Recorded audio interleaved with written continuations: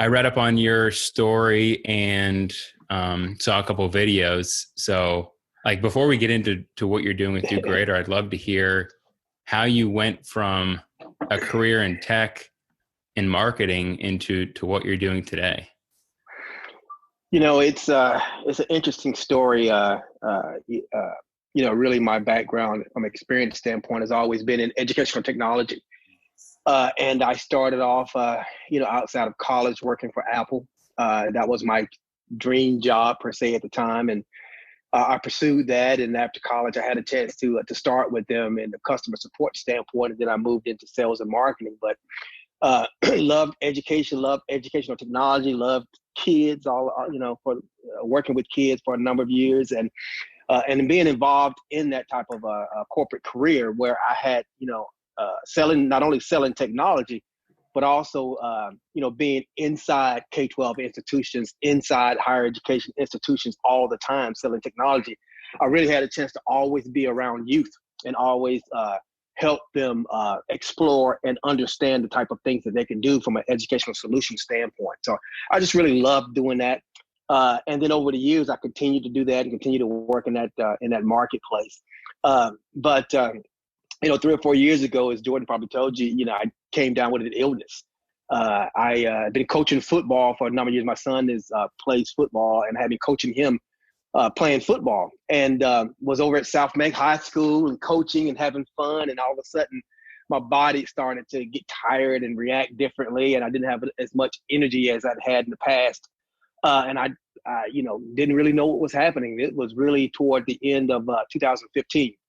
And into 2016, I went through a battery of tests. I bet I saw every specialist in Charlotte, Wow. From neurologist to rheumatologist, everybody that was trying to diagnose what was happening to my body. And really, it came down to there was just a multitude of things happening, and was caused by immune, kind of my body was starting to be immunosuppressed. An autoimmune disease called scleroderma, called scarring of the lungs. And really, it had been in my body for a number of years, but at that time, it had just started to activate. And really, it culminated into a full-blown case of pulmonary fibrosis, which is a scarring of the lungs. Wow. And at that point, once it was diagnosed, it activated overnight. Went to the hospital the next day once they diagnosed it, and really, literally, the next day I was in the hospital, couldn't breathe. And from that point on, in March 2016, I was on oxygen 24/7. So I went from a vibrant football coach, corporate America guy running around the country, traveling, to carrying 2 tanks of oxygen behind me every second of the day. That's so scary. So how long did you have to do that? How long did you have to be on oxygen? I was on oxygen from that day on, March 2016. I was on oxygen until I had the transplant in 2019. So almost 3 years. Oh, wow. Where I was carrying 2 oxygen tanks around. And one of the things I was pretty positive at the time. I didn't let that keep me from doing what I needed to do. I still coached football that fall. I was diagnosed in March. I coached football in that fall. It was my son's senior year. So I was determined to continue with that process at least until he graduated. So I just carried 2 tanks on the field. Wow. I had to get out of the way pretty quickly a couple times when the players were coming off the field at me.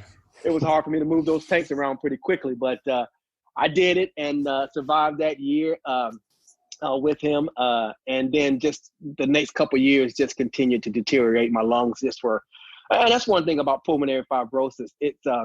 It's really, really progressive. So it gives you a couple of years, 2 or 3 years, where I said, you think you're getting better. I was on 2 tanks at one point, and then, about a year and a half, I went down to 1 tank. I went down to a portable oxygen tank that I could carry on my shoulder. Thought I was doing much better. But that's just the fluctuations of the disease. And then at the end of 2018, really dropped off a cliff real rapidly. And so at that point, my pulmonologist pretty much said, this is it. There's really nothing else that we can do. We've treated you, but the pulmonary fibrosis is getting much worse.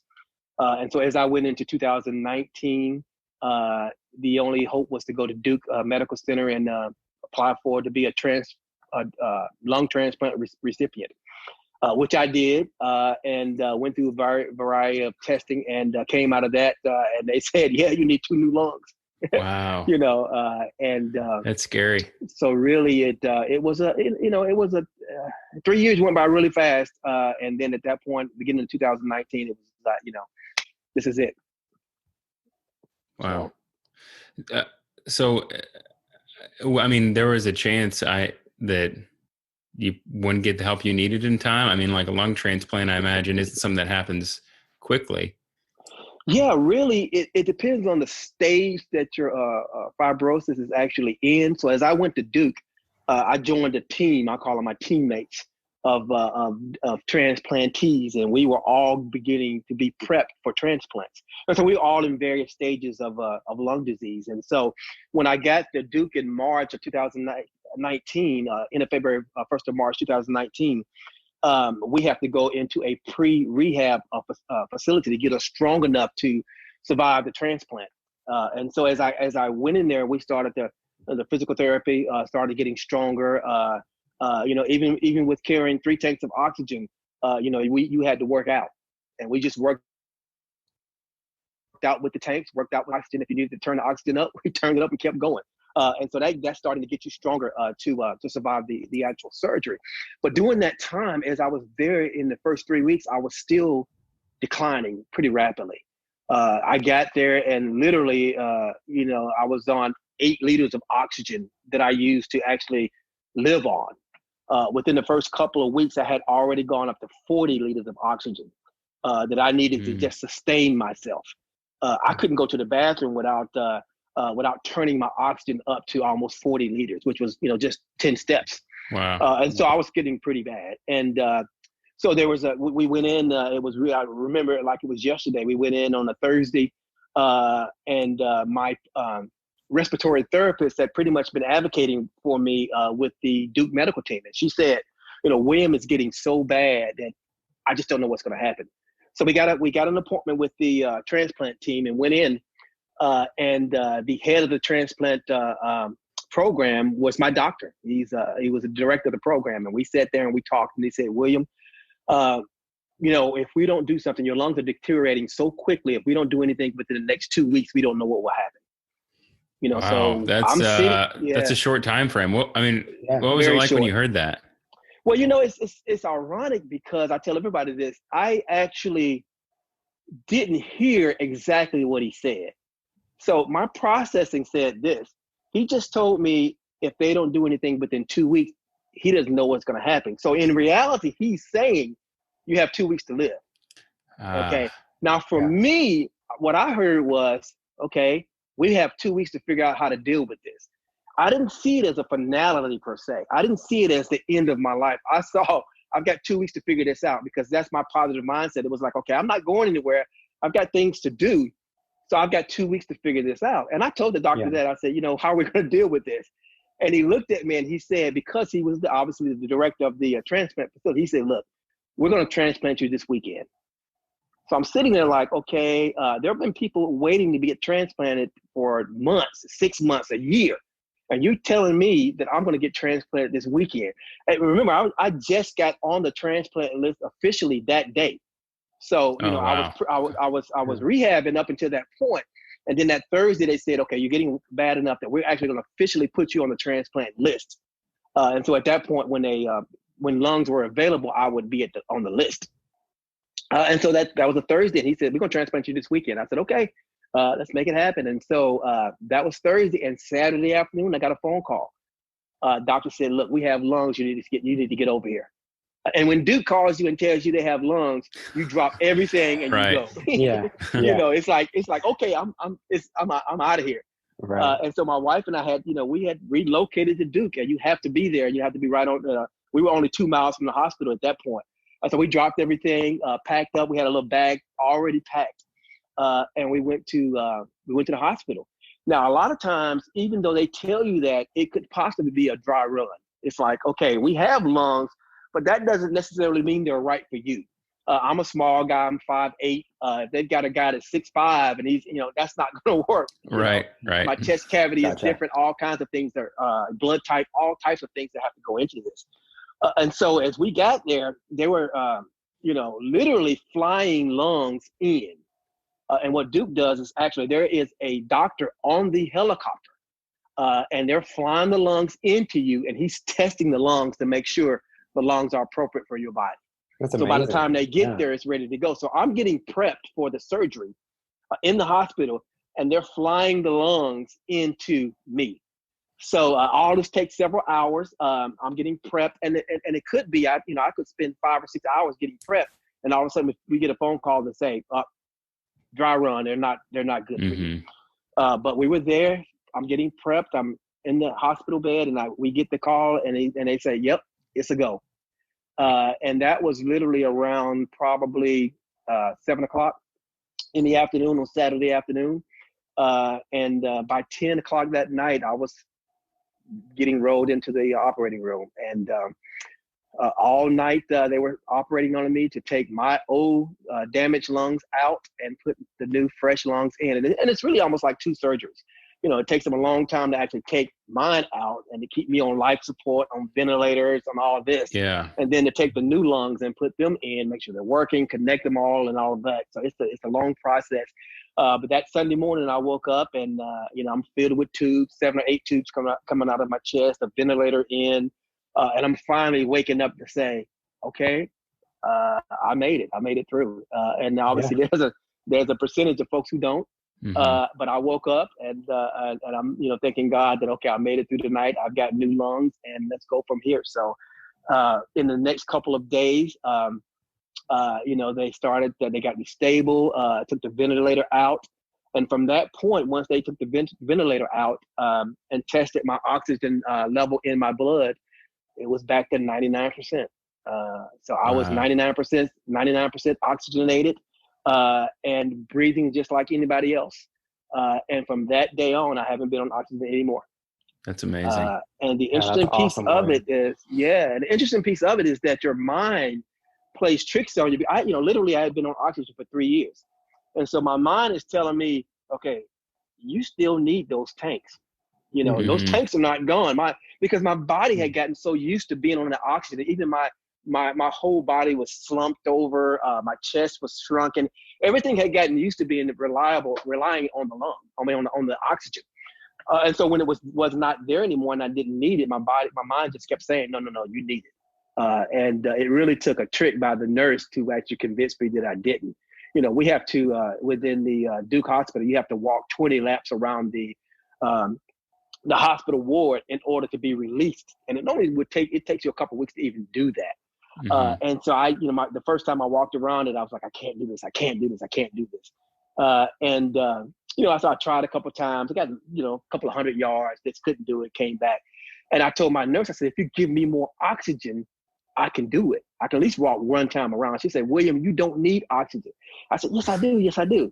And she said, okay, I'm going to give you 2 liters of oxygen and we'll walk around. So I said, okay. So I looked back and she turned it up and I started walking. And so I walked the entire lap around and came back. I said, I did it. I told you I needed it. She said, well, no, you didn't, because I didn't even turn it on.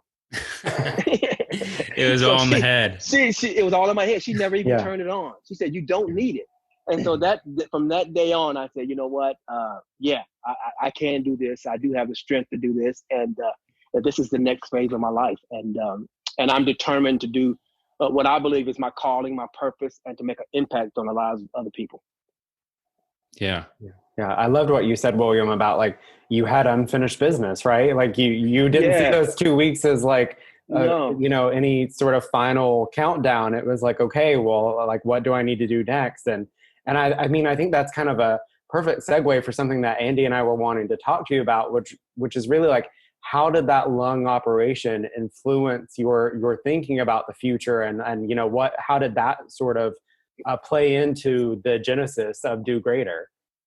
Yeah, interestingly enough, I think it was extremely important to the implementation of what we are doing, and because really, even in the even 3 to 4 years ago, Do Greater really was birthed even before I got sick. So I think from my standpoint, it was a preparation for how to deal with what I was going to be going through. I didn't know at that time, but all of a sudden I had this epiphany one day, and I was thinking about, I'm over 50, I'm like, okay, what's next for my life? You all go through this whole, I won't call it a midlife crisis as most people would say, but it was just a kind of a time where I wanted to reflect and understand what was next for me. And so I started this process of writing my why. It's the whole Simon Sinek scenario of your purpose and understanding your why and what you want to do and all of that. So I was going through that whole process and I was writing. And what came to me was, you've done some great things in your life. I mean, I've always been community focused. I've always been working in faith-based organizations and community organizations. I've been on nonprofit boards and things like that. So I thought I had given a lot back to the community. But at the same time, I knew there was more for me to do, more impact for me to be made. And so as I started to think through that, this whole Do Greater concept was birthed. It really comes from a Bible verse that I was studying. But the one sentence that came to my mind at that time, it just popped out and it says, it came to me and it says, are you going to do greater things in your life to make an impact on the lives of other people? What are you going to do greater? And I said, what are you trying to say? What is this about? And it says, just do something that will continue to impact lives when you are no longer here. And I'm thinking, okay, what is that? This whole do greater thing started to take off. And so we came up with 5 or 6, what I call do greater principles that we started to talk about. I mean, one was talking about go beyond good. Average is not good enough. Everybody's average, but when you go beyond good, you move to greater. And it was really talking about moving your goodness into action, because I would have all these ideas. I've got probably books and books filled with ideas about how to do things. I'm an entrepreneur at heart.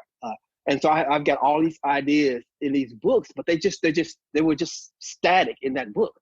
And so we would say, from a do greater standpoint, it's like, if you don't move your ideas to action, they're useless. Yeah. What's the point? And what's the point? And so that whole principle is it started to grow, and we started to talk about that to anybody we could, and to youth and a variety of things. And then it talked about, things like, think big, focus small, and it was like, okay, all these big ideas that you have, but until you go beyond good and start moving into action and do the small things every day, again, nothing happens. And so we started to say, okay, you can have big dreams, you can have big ideas, but how are you going to break those things down into itty bitty steps to be successful and actually accomplish? So we started teaching around all that. And then, there's a couple of other ones, but one of the biggest ones that we culminated with was love. We call it love out loud. And that is do things, and then also culminated into what we call love greater, because we sell some shirts now that say love greater. And that's appropriate today. I mean, love is all about to show love to the community, to individuals. And that's kind of the culmination of everything that we did. So all of that started to kind of come to fruition. And then after the surgery, it was just, I got it. Last couple of years, I've had all of this come, in my head. And then we actually formulated the foundation, formed it back in 2017, again, before the surgery. And so after the surgery, it was just a matter of time to start to now put our plans into place and start to activate some of the thoughts that we have. And again, with my background and my love for dealing with youth and technology, it just made a lot of sense for us to take the foundation that we have built and turn it into the technical distribution that we have now in our mobile technology lab. So that's how I kind of came out of that. And again, the same thing. It was like, I've got to stay busy. I've got to stay, engaged, because, I've got 2 new lungs. If you believe the statistics around the longevity of lung transplantees, 5 years is, 50%. We've talked to many. I'm in a community of lung transplantees, and there are folks in there that were transplanted 25 years ago, and they're still doing well. Wow. And so, same thing for me. Last time I talked to the doctor, he said 2 weeks, and we passed that. Now they're saying 5 years. And I'm saying, hey, I got 20 to 25 to make an impact, and I know that that if I stay busy and stay focused and understand what I'm supposed to be doing, 25 years. Yeah, absolutely. Having a driving passion and purpose for your life, like, really does have a direct impact on your health and longevity. Absolutely. So you had all these ideas that you started to kind of formulate, and these principles. So what does that look like now? Like, what programs are under that umbrella of Do Greater? Well, really, Do Greater started to, become in the focus really at the end of last year. And one of the things that we really wanted to do was to make sure we had an opportunity to provide access and exposure to underserved communities, under-resourced communities, that students and kids that were in these environments that didn't have access to technology, the creative applications and creative solutions that we were seeing in the marketplace, entrepreneurship training that was so prevalent around the community. And we wanted to make sure that the things that I had been exposed to, and the things that I was seeing in certain parts of the community, could be actualized and given to some of these communities that didn't have access to it. And so in order for us to do that initially, we said, well, how are we going to do this? And we came up with the idea of a mobile technology lab. And it really was a epiphany as I sat in an Apple store one day and during my time of reflection before the surgery. I had a lot of time on my hands. I was trying to become more creative and learn more skills and build my skill set, because I knew I would probably be working from home a lot too. And so as I was sitting in the Apple store one day, I'm looking around and I'm saying, this is great stuff. This is great applications. They're teaching me some great stuff that I can apply as soon as I get home. Building websites, understanding music production, creative opportunities around architecture, all of these virtual reality. They're teaching me all these things that I thought that could be taught in communities outside of this environment. And I didn't see the types of folks that I wanted to teach. I didn't see them inside the store at that time. They didn't have access to that.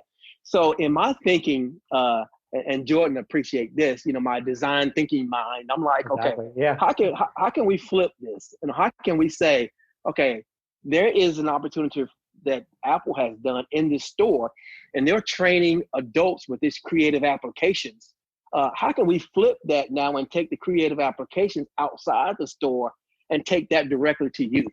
So this whole environment, how can we take this out into the community? And one of the things we decided was, okay, we can build this whole environment inside a truck, and then take that truck into a neighborhood, open up that truck, put two big TVs on the outside of this, and actually teach these types of creative opportunities and applications directly into these neighborhoods, directly where the kids are. It's like, pulling up an ice cream truck and saying, hey, we're not selling ice cream, we're teaching entrepreneurship. So is it like inside the truck, are there like tablets and computers and things? Kind of like a little mini Apple store? It's like a mini Apple store. We do it inside and outside. So inside the truck, we have 15 iPads that are set up on fold down and fold up tables. So we can get about 12 to 14 kids in there. They have their own iPads. We have two 32-inch TVs that are up front of the truck where the instructor can stand and instruct. We have a video projector screen in the back of the truck, so we can put the actual desk down and have theater style seating where the kids can actually watch even a movie on the back of the truck as well, because we have a projector. But it's just a creative environment where we can implement this type of training and programming. It's all built with built-in Wi-Fi, so they have access to the internet as well.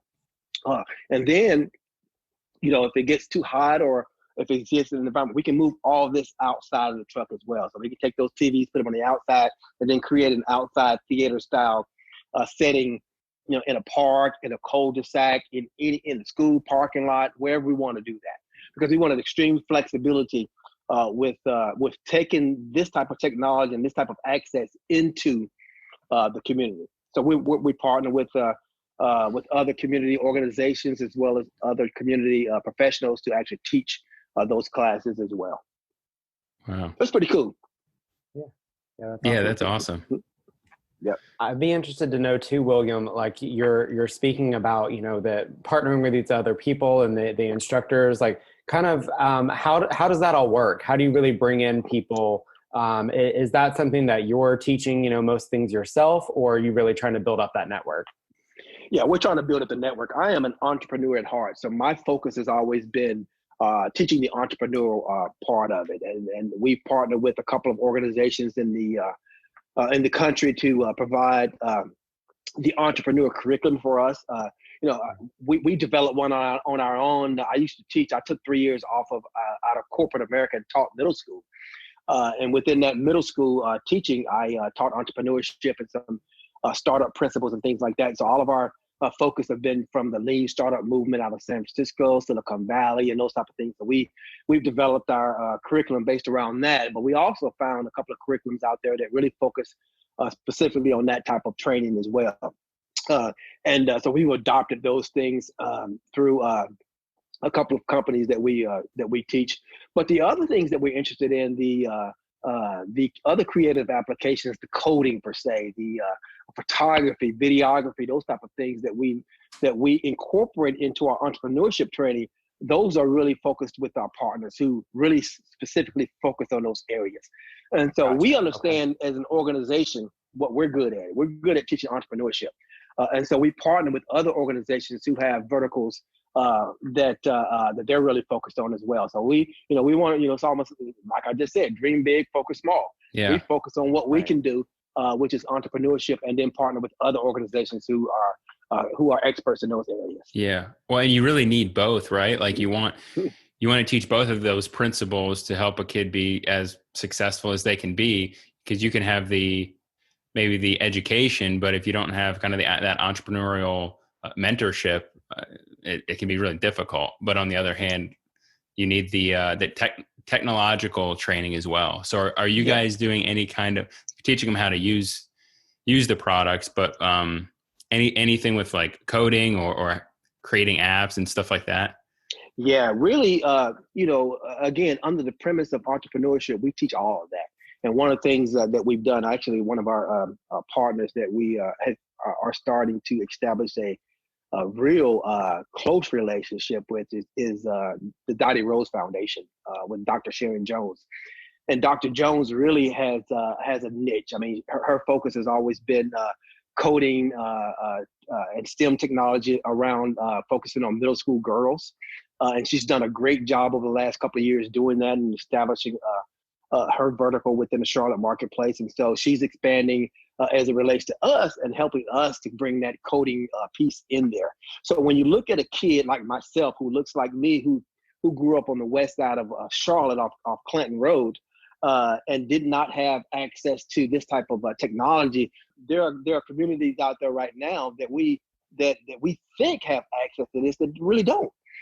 And so what we do is these kids who have tremendous amount of potential that just need to have a little bit of nurturing and a little bit of guidance to say, hey, you can do whatever you put your mind to.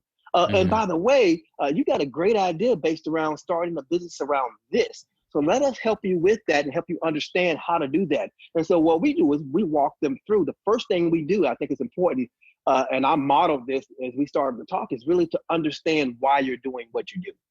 And so one of our first programs that we do we call it the Rhythm of Why. Instead of me sitting down with a kid and saying, okay, I'm going to teach you how to write a why statement. Well, they would probably look at me like I'm crazy. What is that? Right. What does that mean? This is boring. The kids are, extremely honest. They'll tell you, I don't want to do this. This is boring. Right. So I tested it on my own kids. My son, I tested him. I did this with them, and they were like, okay, this is really boring. Dad, you have to jazz this up a little bit. And so what we did was we said, okay, how can we create a session that really walks the kids through how to do this, and at the end they have a purpose statement that they can live with over the next 10 to 20 years. So we decided to do is to put music to it. And so we break the iPads out, and we break out GarageBand on the iPads, And most kids will say, you know what? I didn't even know GarageBand was on the iPad.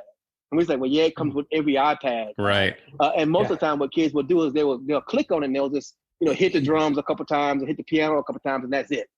But what we do is we say, okay, here's GarageBand, and let's create a song.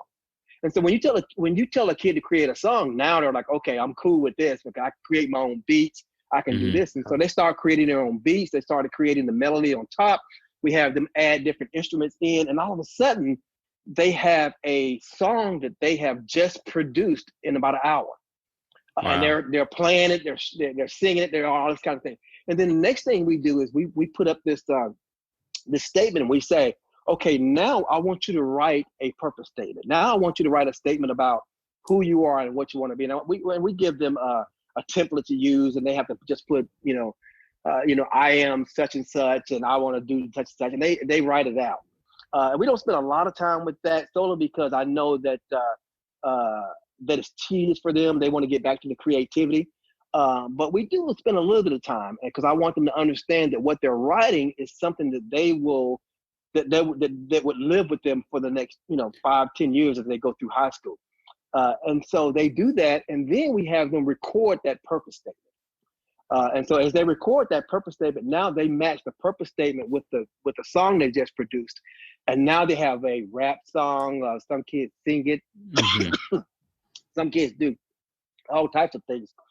Yeah. But when they start playing this song for their friends and their family, all they hear is, now I exist to create such and such and such and such. Yes.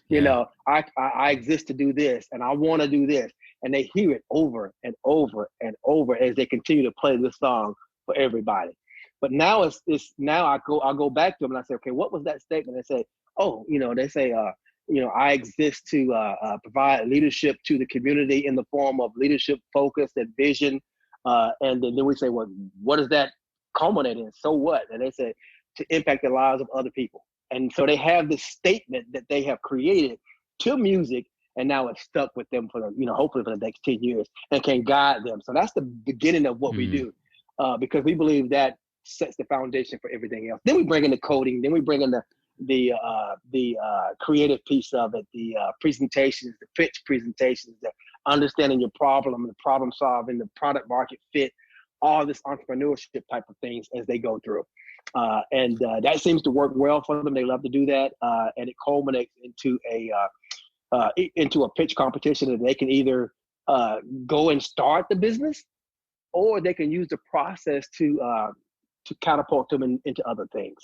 And so that's kind of how we're approaching it at this point. But it seems to have been effective so far. Yeah, I love that idea of like the repetitive, like kind of them creating their mantra, like to serve as that foundation, so that they have that kind of as their core, like you said, starting with that, setting that intention, and then you add on these layers of the creativity and application. And I'd love to, William, if you could just circle back slightly to, you mentioned, like the obstacles that, that are in the way for the access for some of this. So either, through your story, like you said, growing up where you grew up, like the obstacles you might have faced, or even, that these kids today in Charlotte, like, could you tell us some of the things that maybe people don't realize that are standing between these kids and their access to entrepreneurship, technology, and how Do Greater is bridging that gap? Yeah, I mean, I think one of the things that, when you look at, well, I would say this, in today's society, we have a very closed community, that we live in. And what I mean by that is that, for me, I live in a community, so I'm familiar with what's around me. I have a community on the online. Take for instance, Facebook. I have my friends. So all my friends on Facebook look like me and think like me. I go to church, and everybody at church looks like me and thinks like me. And so my entire community, my entire existence around Charlotte is really people who look and think like me. Mm-hmm. So when you start to look outside of that, in some of the other communities, you can assume things that are not true, because your assumption is based on how you exist. So we would say that everybody has access to technology. I look around my house, and I'm looking at 5 screens right now. Yeah. Mm-hmm. I got an iPad in front of me, 2 computers behind me, a computer over here. I probably have, because obviously I'm in technology, so I've got a lot of stuff around me. Right.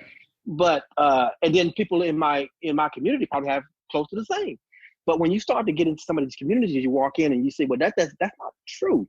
Everybody doesn't have access. Everybody doesn't have technology. Everybody doesn't have Wi-Fi. Everybody didn't have something to eat this weekend.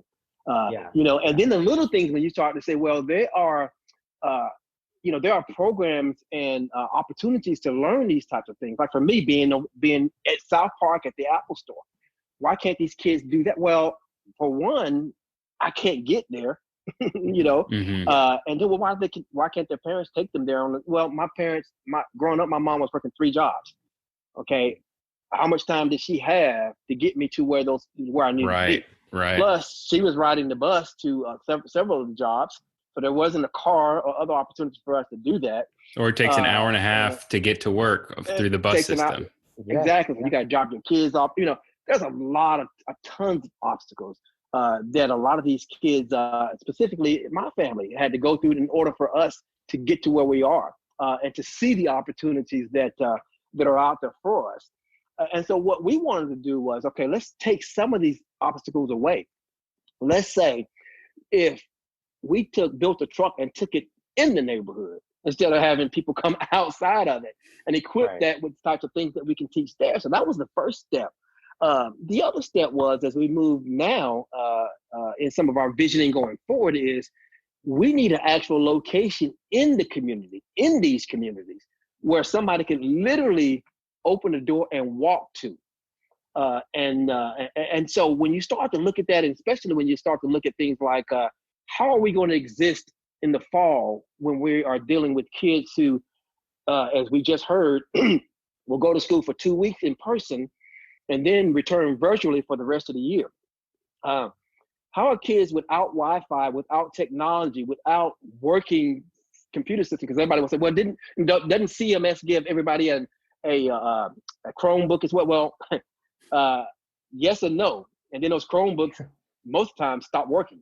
Right. So how do we deal with that as well? So, our next phase is to create a creative environment inside a neighborhood. And so, Jordan knows this. We are working with a church, Shiloh Institutional Baptist Church in the Camp Green, Ashley Park neighborhood to literally create a co-working, co-learning space for youth that will exist right in the community that the kids can literally walk to and can provide a community connection or hub with a gentrifying community. Because if you're familiar with Moorhead, Wilkerson, Freedom Drive, what they call Fremore West area at this point, it's becoming a really gentrified neighborhood with new neighbors moving in, building new homes, and the existing neighborhood individuals who have been there for 30, 40 years now. How do you bring those two disparate communities together? Right. We believe what we're calling the Creative Lab at Shiloh will be a community hub to do that and to house our projects and programs that we run, as well as pulling in our partnerships with folks like Dottie Rose Foundation to offer those sessions and projects and community programs directly in the neighborhood. And so that's how we are trying to move past some of those obstacles with not only a mobile distribution mechanism like the truck, and then a physical space and a virtual space as well that we can offer these types of programs. That's cool, man.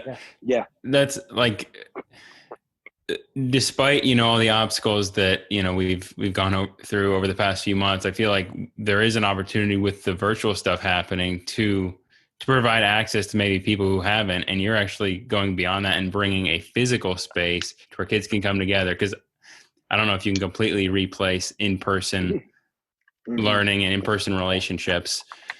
So I imagine the building would be basically an expansion or an extension of the truck. Yes. It's 4,500 square feet of space in the basement of the church, which is unused. Because we have 4,500 square feet, we can create, and it's empty at this point. So we're in the process of of building it out, we can build it out with a social distancing platform in mind.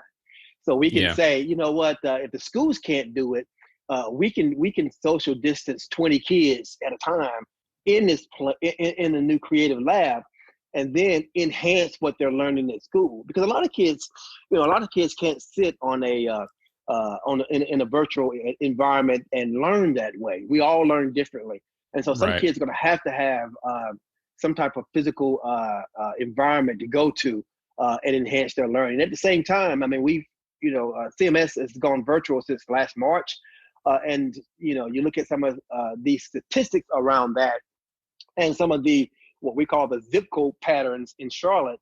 You can see where the disparities are. You can see in certain zip codes there was a lot of participation, in some zip codes there were hardly any participation. So how do you not take those kids and try to figure out why they weren't participating for one, and then take the kids who weren't and catch them back up as we come to the fall, and then propel them to move ahead. And so we're trying to plan our space and our processes to try to deal with some of those challenges that the parents and the kids will have as we move into the fall. And so we're having to think about this whole thing in a different way and really accelerate the process of what we're doing, because we believe a community space like this will be much needed as we move into the fall. Yeah, I bet. So are there going to be, I guess, even with the truck and your anticipation with the building, is there going to be like structured classes, or is it kind of a free form where people can come in and you're going to have mentors there? Like, what does it look like actually for the kids coming into those programs? Yeah, we have a specific focus, and that is to enhance what the kids are learning in schools. And so we will have specific classes, specific cohorts that the kids can sign up for. And so if it's an entrepreneur 7 to 8 week cohort where we take a kid from day one all the way to creating businesses, they can do that. We'll have coding classes. We have creative classes. We have, specific application classes. We'll have classes based around just a variety of different types of things: character development, leadership skills, all those types of things. Plus, we'll partner with other organizations who, again, have specialties in photography, videography. Might even have, we're anticipating maybe even a podcast studio in there as well. You can come and help us with that. And so they would say, we're not an after school program. We're not a program where kids will just drop in, and we're a very specific type of program where we will take kids through a structured curriculum, and whether that be the programs that we do specifically or with our partners that are there as well. Plus, we will have a space that can be turned into somewhat an event space too, so we could house 30 to 40 kids, bring speakers in and have those speakers to impart that type of particular knowledge to the kids as well. So, we're even looking at maybe even a smaller community coffee house there, where again, foot traffic is big. And so when you look at the Camp Green area, it's a beautiful neighborhood that is historically been underserved. And now from gentrification per se, we got new neighbors that are coming in that want to contribute as well. And so we believe in that type of environment, they can do that. And so we're going to put a little coffee house in there, a little coffee shop, partner with a couple of the suppliers here in town. Again, we don't focus on coffee. And so we'll work with a couple of folks. We've already talked to one of the Ed Price over at Community Matters Cafe is one of our advisors. And so Ed has said, hey, I'll help you with that any way I can and we can over there. So we're excited about that piece because I'm a coffee lover. So I'll have a coffee right there I can drink every morning. Yeah. But we're excited about it. And we think, one of the biggest things that I think is important that all of us look to, and again, this is something I learned directly from my experience with the lung transplant, because there was a time in the transplant scenario that I got a little depressed.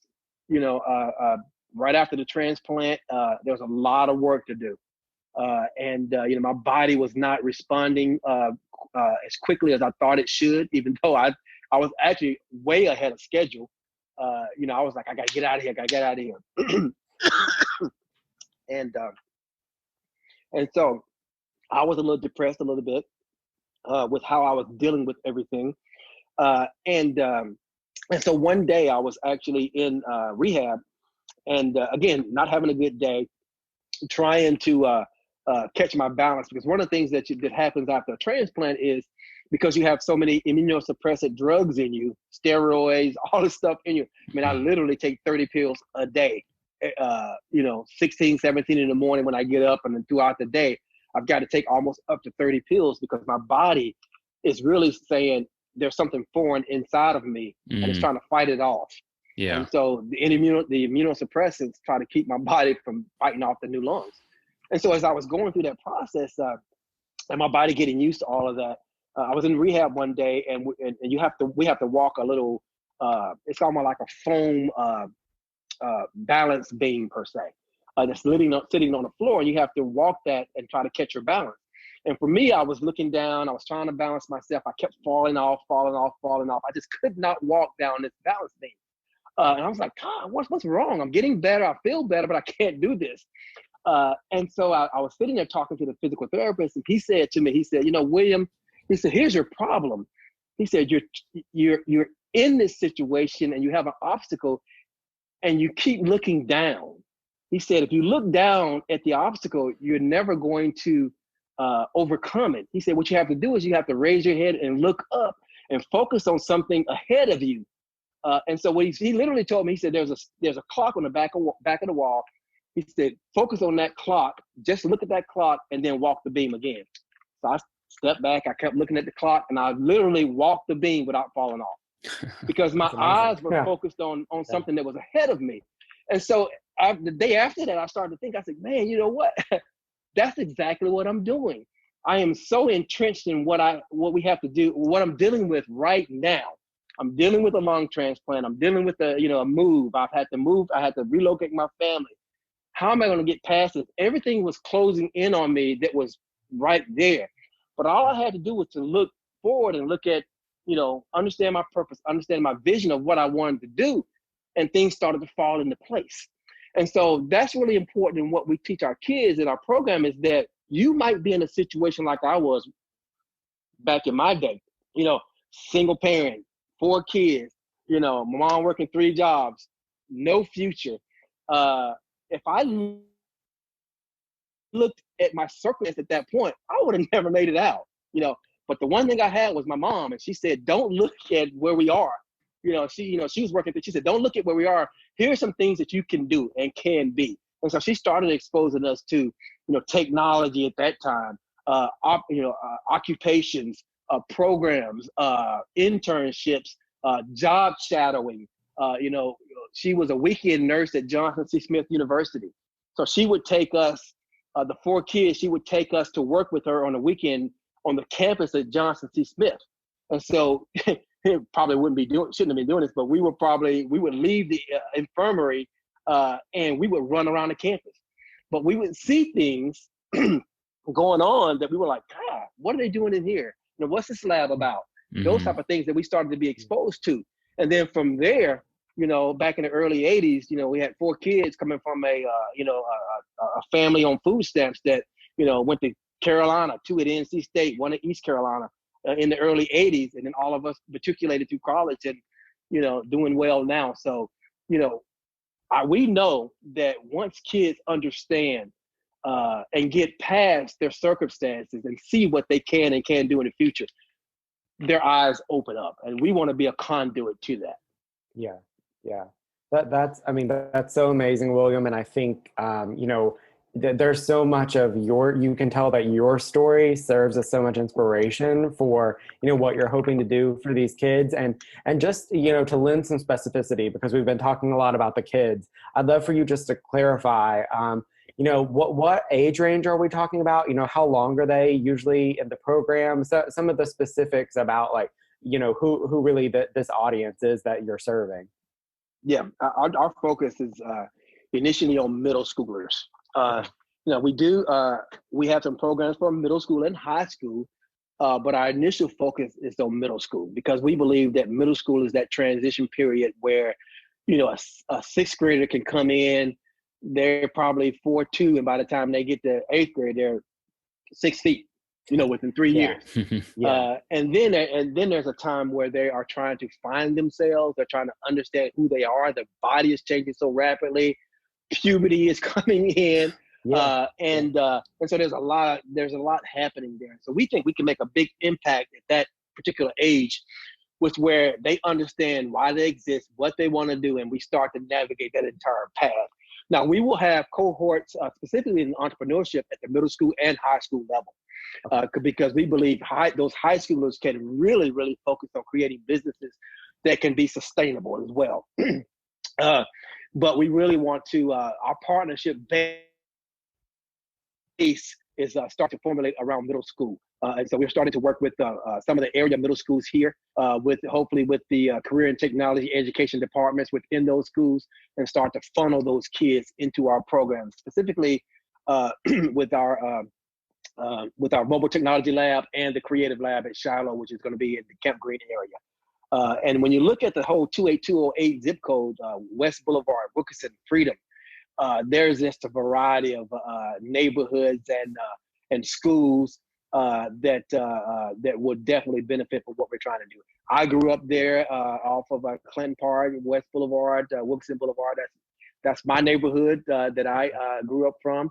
And so it's for us, it's really a focus on giving back to those areas, and believing that as we start with those middle schoolers, that they would matriculate through high school and use some of this in college as well. Now, we also when you talk about the age and the longevity, our programs really are not the one-offs. We don't want to, the truck is cool, and people want the truck, to come into their neighborhood and, can you do this? Can you do that? Can you do my birthday party? We're not a game truck. Our focus really is to establish relationships with communities and be in those communities as these kids grow up. Yeah. And so we're not a one-off where we just come in and have a great session. We really want to establish those relationships where we can say, I'll come back next year and we'll move to another level. Come back next year and we'll move to another level. Because that's how I believe you really make an impact. One of the things that was really impactful for me and some of the kids that I've worked with, my son plays football. And he started playing football when he was 5 years old, which I think is probably a little early, but back then we were doing it. And he played football for the same youth league from 5 to he went to high school and had the same coaches. And so they watched him from 5 all the way into high school and saw his progression and worked with him and said, you can do this, you can be whatever you want to. And through football, we started to impart to these kids other things. And so as we started to matriculate through that, we saw his growth. And so as he started to go into high school, we were still there. We were still working with him, and the coaches that he had throughout that entire process was still with him. Larry Kennedy has been with him for years, and still works with him even though he's in college. And so we believe that model works. It happens from a youth coaching perspective. That model works from a mentoring perspective as well. So we want to do the same thing. We want those kids to continue to grow. And in that process, they start to see things. My son, unfortunately, was hurt in his high school career. Played football at South Meck and got hurt going into his senior year. During that process, he had an opportunity to work with a rehab facility to get him back to where he could go to college and play football. But he had a chance to work with Architect Sports. In Architect Sports rehab facility there, he worked with a lot of physical therapists to get his foot injury back to where he could participate again. That experience alone drove him to now want to pursue a doctor of physical therapy.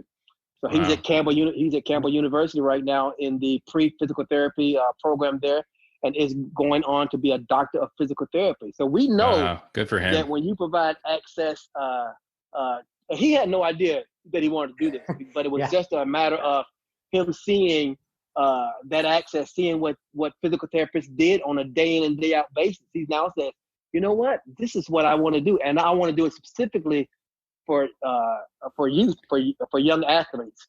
And so that's the same type of thing we want to do through our process. Yeah, I love that. Go ahead, Andy.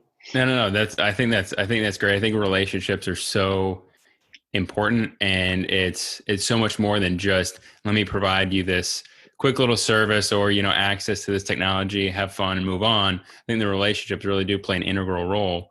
So how do you identify the right people they're going to work with the youth that are coming into the program? It's amazing because Charlotte is so filled with creative people. Especially the 20 and 30-year-olds. I mean, they're running circles around me right now. I'm getting older. I'm starting to back off a little bit with my energy level. But there's just so many folks out in the Charlotte community who want to help with this process. Really, we have once I actually started to recover from my surgery, I started to become much more involved in the community again. I joined Creative Mornings with Tim Miner and Matt Olin and those guys, who was bringing the creative community together. 2 or 3 years ago, I actually started with that process even before I had my surgery. But then after the surgery, I came back and started to continue to be involved in that and start to understand and be introduced to a lot of the creative community around Charlotte. Started to get back involved in some of the community development organizations. Some of the folks that I've known over the last 10 to 15 years. Some of the folks with organization called Hugh House and some of the things that they are doing in the African American community with African American and Black creatives in the Charlotte community as well. So really started to put my feelers out there to see what was happening, and then telling the story, telling the vision about what we want to do. And many folks have stepped forward and say, I like what you're doing. I understand it's specifically definitely a need out there for this, and I want to help.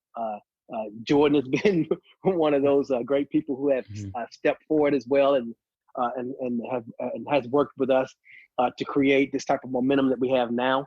But it's actually not been that difficult because of the fact that I think the environment in the Charlotte community right now is conducive for what we're trying to do, and folks want to help. They want to help. They have experience. They have time, and Charlotte has been such a giving community, and so we found folks who want to help. Now we're going to need more. We need more mentors. We need more folks who want to move forward with specific talents, whether that's creative talents based around music, artists, programmers, coding, architects, attorneys, corporate environment folks, all types of people who want to impart that knowledge of kids. We have a program and a session for you, and come to us with the ideas for sessions. I mean, all the things that we think that could be provided in our creative space, we don't know exists yet. We don't even know it. I would love to entertain those ideas because kids have so much energy and want to be exposed to so many different things that I don't have experience with. Entrepreneurship, yeah, for me that is the underpinning of what I do. But some of the businesses that are being created out there, I don't have experience with those in some of those businesses as well. So I would love for those folks who are creating these innovative businesses, innovative programs and projects to come and work along with us. Yeah. But we're excited about it. We're excited about the opportunities, and we believe over the next year that we will have a space that will rival any co-working space out there as it relates to the creativity and the look and feel of it. But will be a space where kids can come and collaborate with each other, glean information off each other, and mentors can impart their knowledge on creative youth to help them propel forward as well. And if someone's listening to this right now, William, that's like, this sounds like me. Like I totally want to mentor. So how do people reach out? How do people connect with you so that they can get involved? DoGreater.org. It's very simple. We have a website up there that will that you can send a message to. That message comes directly to me. As awesome. Jordan knows, we have our hands in a lot of places within the community at this point, but it's really only two of us. It's only myself and my wife helping out with a cadre of advisors that are working with us. But that information via the website comes directly to me, and I answer all of those. So if you're out there and you want to provide help for us, not only from a creative standpoint and a expertise standpoint, but financially as well. We anticipate our creative space within the Shiloh. We anticipate it costing us up to $300,000 to renovate that space. And so we are starting that process right now. 1st of August, we will roll out the campaign called More Than the Zip Code. You might see some of that starting to hit our social media accounts now, because we think that your potential is not determined by your zip code. And we have a gentleman that will come on August 4th that will actually speak on that. It just so happens to be my older brother, Ken McNeely, who grew up here in Charlotte and is now the president of AT&T West, located out of San Francisco, responsible for, I can't even keep up with the amount of states now he's responsible for, probably about 12 or 13 states, and responsible for over 50,000 employees. Grew up right here in Charlotte, right off of Clanton Park, 28217. And he's going to come and talk about how he was exposed to exposed to the types of things that helped him propel him to where he is today. And so if you're out there, we would love to have your help from an expertise standpoint and your financial help to help us create an environment that we think will provide that type of access and exposure to youth to propel them to maybe be the next Ken McNeely, like at AT&T. So we're excited about that too. That's awesome. I assume that dogreater.org is also where, if you're a community that's looking to maybe have the truck come out or something like that, that's also where you can go on the website and find out, how to bring some of these programs into your neighborhood. Absolutely. If you want to partner with us, from a community standpoint, or even nonprofits who are out there who have organizations and programs that are in relation to what we do, we would love to have you on board as well. Because again, we can't do everything. There's a lot of needs out there, and we would love to partner along with you to meet those needs in the community. So dogreater.org, and we will follow up and make it happen. Awesome. Hey, thanks so much for sharing. Thank you for everything you're doing. No problem. It's awesome, and it's needed, and I look forward to seeing the space when you guys get it done. Yeah. Well, thanks for your time, Andy, Jordan. Appreciate it. I love to always talk about it, and it excites me. I'm going to get back to work and start working on it again. Yeah, loved hearing about it. Yeah, fantastic. Right, thanks, William. Thanks for sharing your story. No problem. Thank you guys. Bye-bye. Talk to you later. Bye-bye. Okay. All right, man. He's such an awesome guy. Yeah. He's just so passionate, and he's so busy. He's always on to the next thing. I feel like every time I talk to him, I've shared with you, and that zip code campaign, he just launched that, I think yesterday. I saw it on Instagram. Wow. And he's got a speaker lined up, and he's that's just William. He's always going. And for being, I don't know how old he is, but for being as old as he is and having a double lung transplant, the guy's got a lot of energy. Yeah. You can tell he used to coach, because I feel like, that's such a high energy job. And you can tell that he still carries that with him, even after everything he's been through. Yeah. It's amazing. Have you been to have you seen the truck in person yet? I've not seen anything in person yet. I was actually supposed to, this past Saturday, he had the first cleanup in the new Shiloh space. They were just, taking out just random boxes and stuff that, had been left from that abandoned space. But I was sick. So I wasn't, especially with him and his immune compromise. I was like, I'm not. Yeah, you got to be careful. Yeah, but so that was going to be my first opportunity to see that space. And I've not seen the truck yet in person. I've seen, I think he shared with me a video on his cell phone of the interior and stuff of it. But I saw some pictures. Yeah. No, it looks awesome. And it's it's technology. It's resources that schools in certain zip codes just don't have. Yeah. And they'd have no other way to access it. Yeah.